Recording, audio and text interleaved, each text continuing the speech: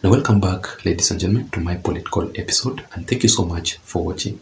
So I want to begin this particular video by asking you this simple question, but it will be very difficult to answer.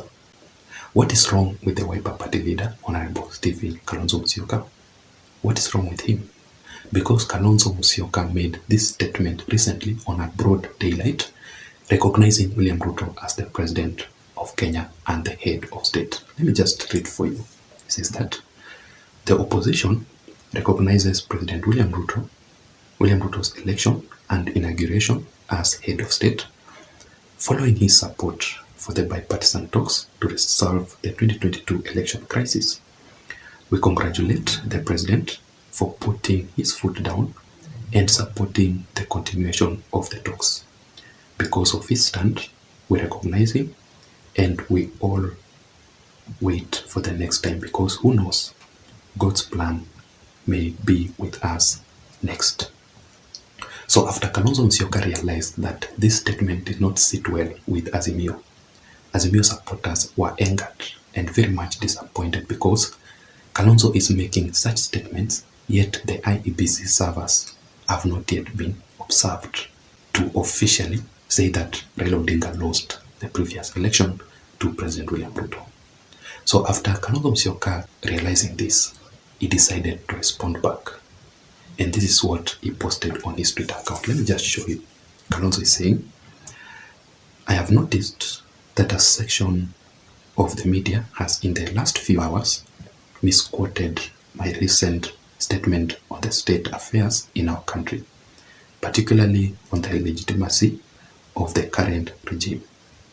As Azimio, no Moja One Kenya, we remain clear that the issues for discussions and negotiations as framed by both teams include, among others, a comprehensive audit of the 2022 presidential election that, in our view, will finally settle the matter.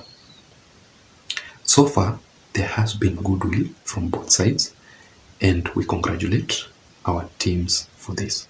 We also encourage Kenyans to participate in this important process by sending their memoranda within the given timeline as recently advertised in the dailies. May God bless Kenya. Now, from that long statement, if I may ask you, what have you understood? Because Kalonzo Musyoka is not making any sense. First of all, he should not have responded to people's opinions. That is one mistake that Kalonzo also did. But kindly allow me to say the following. First of all, Kalonzo Musyoka is lying when he says that a section of the media misquoted his statement. Where did the media misquote Kalonzo Musyoka? The media reported exactly what Kalonzo Musyoka said, just like what I have just read for you. That is it. Secondly, ladies and gentlemen, from this statement, you can clearly tell that Kalonzo Musyoka is now implying that he does not recognize William Ruto's election legitimacy. And in the previous statement, made it very clear that as Azimio recognizes William Ruto as the president and the head of state, following his support for the bipartisan talks. And in this statement, he says that as Azimio, we remain clear that the issues for discussions and negotiations as framed by both teams include, among others, a comprehensive audit of the 2022 presidential election that, in our view, will finally settle the matter. So, what is he saying? What is Kalonzo Musyoka saying? But the reality remains. It does not matter what Kalonzo Musyoka, if he believes or not. If he wants to still remain in denial, it is his choice.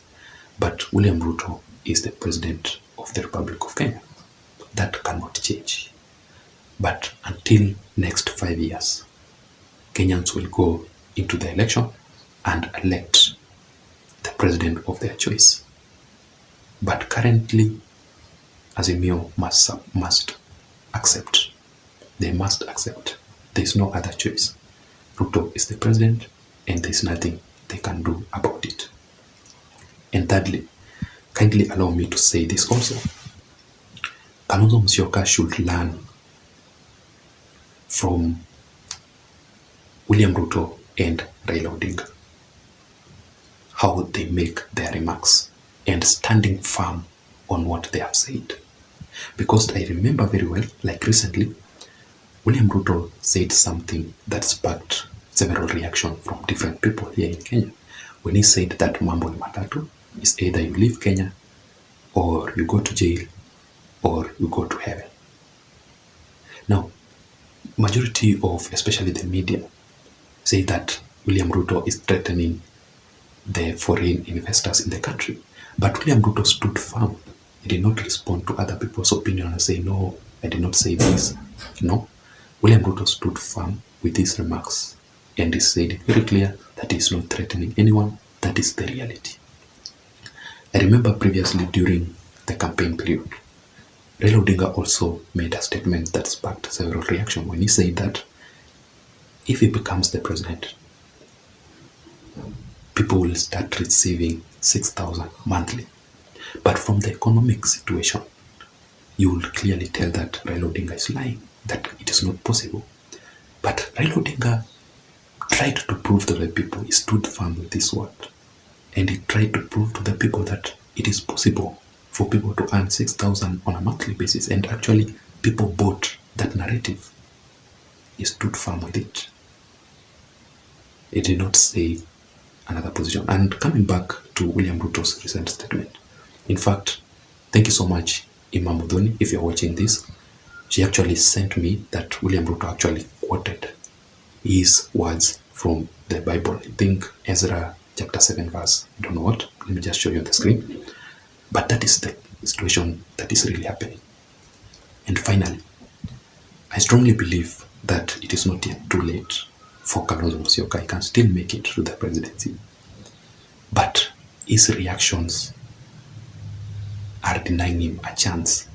Azimio supporters would wish to support Kalonzo Musyoka because Kalonzo has remained very loyal to Raila Odinga, supporting Raila Odinga each and every time. So they would wish to return back the hand. But the way Kalonzo Musyoka behaves, you cannot even vote for him. So he still have a chance. And you cannot tell me that he can change. I strongly believe that you cannot change the character of a person. A person only decides to change his or her own character by him or herself. Even if we mount pressure on Kalonzo to change, he cannot do that until he accepts. So that is it, ladies and gentlemen. Let me know your thoughts. Let me know your opinions on the comment section below concerning Kalonzo Musyoka's response and his statement. And tell me if you have understood anything from what Kalonzo Musyoka is saying. Otherwise, until next time, my name is Jason. Bye-bye.